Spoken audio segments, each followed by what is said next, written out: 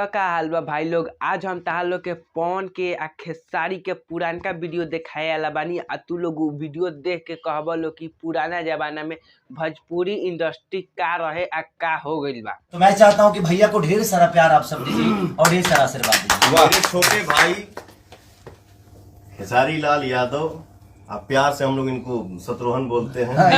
पुरानका वीडियो देख के मर्द बड़ी मजा आइल। तो हाँ, का पवन सिंह वाकई खेसारी लाल के बर्थडे विश कइले बाड़न, ई आज हमने ई वीडियो में जाने वाला बानी सन। पहले पवन सिंह खेसारी लाल के बर्थडे सेलिब्रेट कइलन, ओकरा बाद खेसारी लाल पवन सिंह के बर्थडे सेलिब्रेट कइलन। तो हाँ, हमनी के ई एगो बात सीखे के मिलता कि अगर एकता रही न तो भोजपुरी इंडस्ट्री में बहुत कुछ होखी। लेकिन एकता तब होला जब खेसारी लाल कोनो गाना निकल कस उनकर कोनो फिल्म आवे वाला होखो। फिलहाल इस सब बात छोड़ के आखिर हमने ई जान ले कि आखिर मतलब कि पवन सिंह खेसारी के बर्थडे विश कइले बारन कि ना।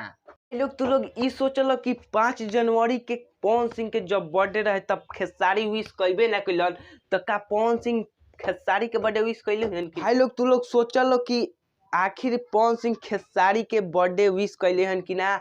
आ सोच के नीचे कमेंट करा लोग। आ खेसारी लाल के फैन लोग तो हैप्पी बर्थडे लिखा लोग, चैनल के सब्सक्राइब करा लोग, वीडियो के लाइक करा लोग।